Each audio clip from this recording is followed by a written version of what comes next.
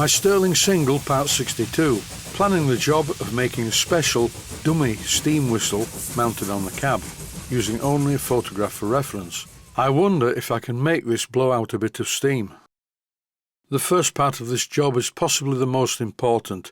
I have to drill a hole in the cab, exactly in the centre, and in just the right position so that it clears the steam turret inside the cab.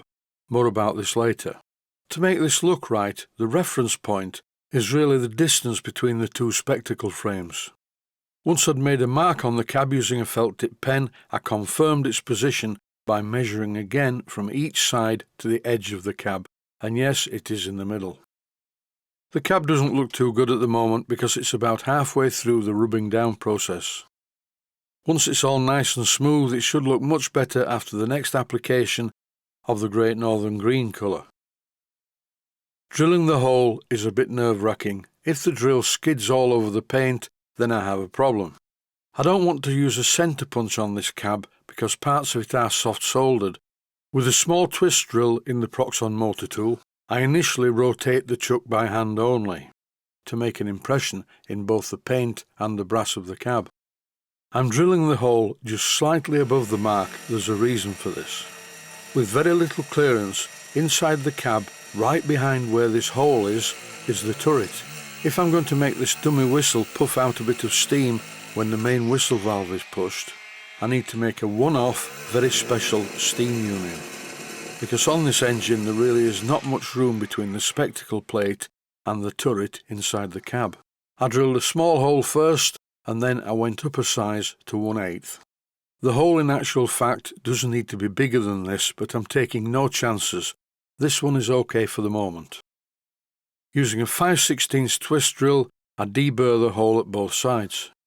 This is a quick and simple method of deburring holes that you drill in pieces of metal or wood. A twist drill of this size may appear to be a bit on the large side, but unfortunately smaller twist drills do tend to dig in. Over now to this really bad photograph. It wasn't a good photograph to start with, but my printer's got something wrong with it and it made a mess of it. But never mind, I turned it into monochrome and I can see what I need to see. I will sort out the printer in due course. This photograph is too big for the scale that I'm working to. I'm going to have to make some modifications. There's a spike on the top of the whistle that sticks above the cab, just the thing to catch your hand on. Or alternatively, you could catch a cleaning cloth on it and either bend or even pull the whistle off the cab completely. These are the 3 dimensions that are very important, starting from the bottom with the fitting that comes out of the cab. It is a question of scale versus fragility. The round shape of the top and bottom of the whistle is critical, as is the gap and the thickness of the central shaft. It's no good using very small capillary tubing. The pressure gauge tubing is about as small as I want to go. And also 3/16 by 40 threads per inch is the size I'm going to use for the steam fittings. I can take 1 or 2 liberties with this design, but not too many, as this whistle is in a very visible position.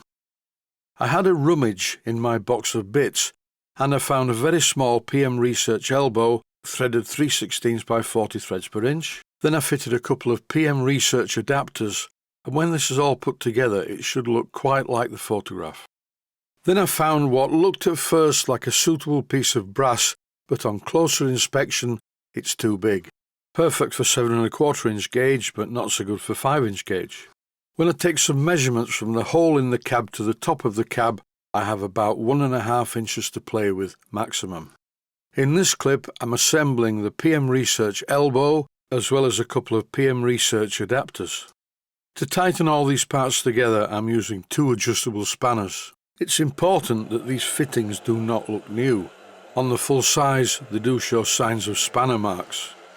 I don't want to get too anal about this, but I do need to knock some of the edges off, and for this I'm using one of these excellent Scotch-Brite type cleaning wheels. If possible, I would like the centre shaft that secures the 2 halves of the whistle together to be 1/8 inch diameter stainless steel. The outer part of this thread adapter is already threaded.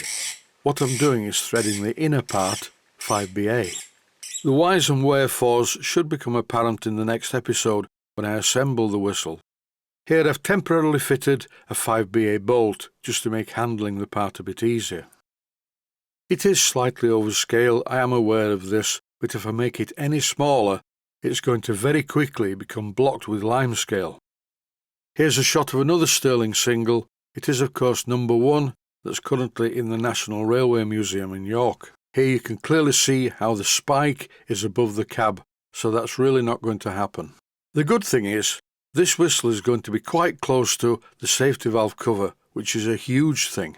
So provided that I make the whistle the correct diameter, the correct length and the correct shape, everything should look good. A bolt-on dummy whistle would have been far simpler and easier to make, but for me form follows function, so if it's going to be on there, when I blow the whistle, the sound will come from below the footplate, where the big whistle is, and a little puff of steam should come out of the dummy whistle, just to make it look good. I've done this in the past on other locomotives, and it's really nice when it happens. You blow the whistle, and a bit of steam comes out of the small whistle. The engine's starting to look good now. I still haven't decided about the painting. I have a bit of a problem. If I paint it, it needs lining, and I really am no good at that. And I'm really reluctant to cover up the unfeasibly brilliant riveting on the tender. I would be quite happy if this locomotive just resembles a Victorian Christmas present.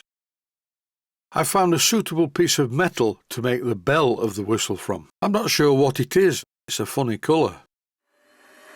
Once I fitted the piece of brass into the chuck of my small Warco M180 lathe and cleaned it up with a piece of wet dry sandpaper, it did look more like brass. The roundness of the end is of vital importance. This is fairly close, but both ends of this bell need to have a specific round shape. I'm currently turning the bottom bit. Once I'd nearly got the shape right, I faced across the bottom part just to flatten it slightly, because this is the part that mounts to the fitting. There's a fair way to go yet to make this look like a working steam whistle, and the rod that holds the two parts together is quite a special fitting. I think this looks quite good, so I'm ready to part it off and turn the piece of bar around in the chuck. And that's it for now. Stay safe, stay healthy. Thanks for watching, and I hope you found it useful. Please take the time to visit my main Steam Models website and click on the section of the website that says Video Playlists. And by doing that, you can find other videos that you may like to watch. And by using the playlists, you can actually watch the videos back to back.